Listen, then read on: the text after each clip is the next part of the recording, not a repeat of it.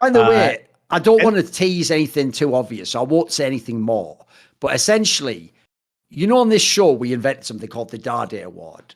There's going to be Dade Awards. There's very much going to be Dade Awards. You aren't even prepared for the level of Dade Award we're going to hit you with. So all I'm saying is start thinking now who could potentially be the Dade Award winner. And then let's see, because you know someone's going to shit the bed. Some player's going to shit the bed here. Because now we've got even more Asian teams as well, too. So there's so many hyped players, isn't there? Yes.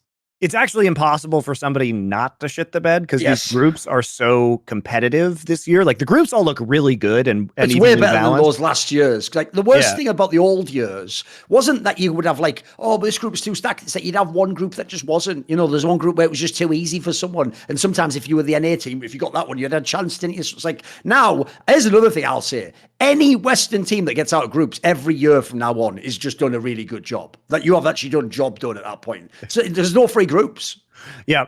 And so let's talk about the most hyped up players who are probably the most likely to be Dade Award recipients, right? I think probably the most likely players are Viper, Knight, definitely. 369, Chovy. Oh, absolutely, Chovy, of course. We're basically putting him as like a GOAT candidate potentially. So yeah, it's got to be up there. Tian is probably another one. He's the reigning MVP of LPL. Yep. I don't really think anybody on T1 is super hyped. Not like, because like 369 hyped up is like the best, you know, the best top. What about Carrier then? If Carrier somehow shit the bed. Yeah, maybe. He wasn't. He was really good in spring and he wasn't as good in summer. So I think most people on their like player tier list didn't. They had him towards the top, but not the very tip top. From what I saw. Who else? Caps. Kanavi, maybe. Caps would be potentially another good one. Yeah, Kanavi's a good one. Yeah. Because I think that pretty much everybody had Peanut, Kanavi, and Tian. Peanut's another one, because look, if Peanut can't perform in this meta, which is just about mind controlling your opponents as a jungler and forcing them to play around you while you farm, like this should be Peanut's meta. This should absolutely be Peanut's meta. Berserker? Yeah, maybe, but I don't know how much. He wasn't supposed to be like world class necessarily. He's sort of on the fringe, and I guess he has the excuse. Yeah, I think most people said Missing was probably the best support here. So Missing is probably another one. Yeah. So yeah, I think those are probably the top of the list. Even though I think Yagao and Hope performed very well in playoffs, I don't know how they're going to do in this meta, and nobody thinks they're going to do is like super OP in this meta. I think it was much more like the Tian Knight Viper 369 hype. You know what we need to do? We're going to do this, by the way. We don't need to do it. We're going to do it. We also need to create a counterpoint award, which is going to be really rude. Like we'll have to figure out the name. It might have to be something like the Bowlan Award or something. And it's like the player that should be absolute garbage, but then somehow actually like wins the tournament or does better than you expect. We've got to do the obvious, the contraindication, you know, like, oh, listen, I would be rude to call it the wolf one, but I know that's too painful for people's whatever. So we've got to figure out, we'll figure one out for that as well, because that'll be banter too. Yeah, there aren't enough LPL fans watching the show to get mad about the Bowlan Award. There you go. Exactly. What we need is some Twitch chat emotes with like the trophy with Dade's head on it. Yes, that's what we need. Yes. We'll also get stuff like that made when you find out what the new company's called tomorrow. Tomorrow, hopefully. Yeah. Yeah. Who would be the short list of candidates, like worst players to win worlds? Bowlan, Ning, Looper. Let me think. I mean, obviously someone on TPA, but who gives a fuck at this point in time? Someone on TPA probably, right?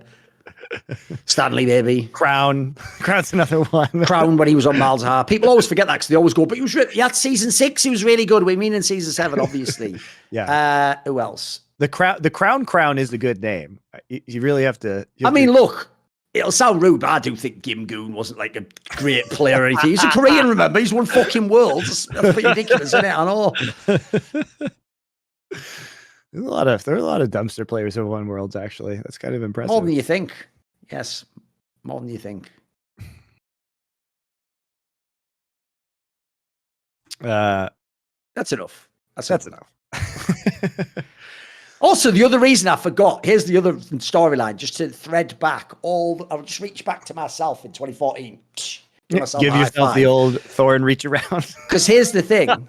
That's how legit I am. I give myself a reach around, right? Mr. Fantastic or something. Here's what people haven't thought of. Imagine if Score wins Worlds as a coach. Still summer. First year. He'd still be lifting that trophy. I guarantee he cries. Still be lifting that trophy up. Oh, it's too good. It took him a lot less time to win LCK as a coach than it did as a player. And also, since he's coaching Peanut, is that like they've formed some sort of jungle archon that will overcome the choke and then make them ascend? The brain and the hands have formed into one, but now Peanut doesn't have hands. So it's basically, here's the analogy. Brain. Yeah, basically, Score is like Krang out of the team. They're all the 90s references. He's like that brain that was inside that like big body or whatever. That's Peanut's just a big body moving around. You know, there you go.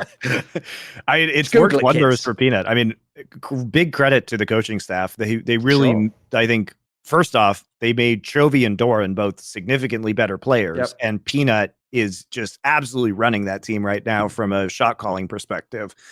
And he's doing a really good job. I can tell, by the way, Chovy is actually one of the rare players. This is just a theory of mine, but this is what I think from the outside.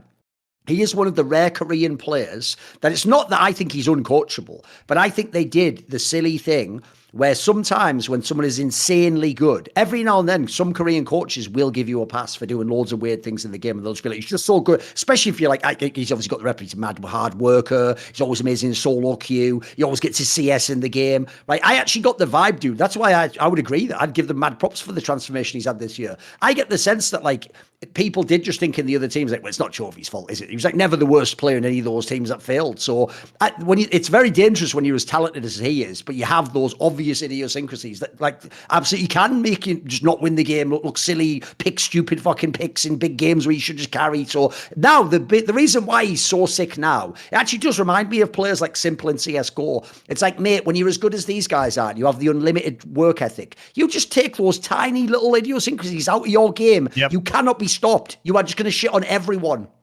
I think that's what's so dangerous about this version of Gen G is because they play a macro style that I've discussed many times on this show about maximizing the amount of gold and minions and everything, resources that you get on the map. And then they apply a dominance of resources to fucking fabulous players like Chovy and Ruler. Like this is, in another team, this could be a crutch to get worse players into a position to win the game. On Gen G, it is overwhelming force, right? It's putting a nuclear bomb in the hands of Superman. Like just the best way to play League of Legends right now. Overkill. It's disgusting overkill. Yes. And that's why they're going to be really hard to beat, guys. That is why they're going to be extremely hard to beat because they play a tighter macro game. They have very deep champion pools. They can play aggressive early. They can play from behind. And they do it with some of the very best players in the world. And I think they arguably have the strongest 1-2 punch and carries of Chovy and Ruler of anybody in this tournament. I think they do. Yes. Because the difference is even the other people who like for example, skill-wise, Knight and Dracula can do it, but who the hell knows if they will? These guys consistently do it every game. Yeah. I mean, they had a much more, despite losing the one series, they had a more impressive win-loss record than the undefeated T1 team did. And they looked a lot less shaky than T1 doing it. The only times that we saw Gen G look kind of shaky was their first series that they lost against T1.